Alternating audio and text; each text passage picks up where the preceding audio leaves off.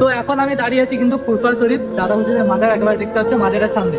তো এই যে বাচ্চাটা, এই বাচ্চাটা এসএমএল রোগ হয়েছে, যে রোগটা এখন প্রত্যেকটা বাচ্চাদের হচ্ছে। একদম 1 বছর থেকে শুরু করে 5 বছরের মধ্যে বাচ্চাদের এই রোগটা খুবই অ্যাটাক করছে। তো কিছুদিন আগে আমি একটা ভিডিও ছেড়েছিলাম, তোমরা অনেক সাপোর্ট করেছো সেই বাচ্চাটাকে। তো তেমনই এই বাচ্চাটা এসএমএল রোগ হয়েছে। তো তোমাদের কাছে রিকোয়েস্ট যে স্ক্যানটা দেওয়া আছে, তোমরা কিছু না কিছু অন্তত হেল্প করবে। তুমি বাচ্চার আব্বা।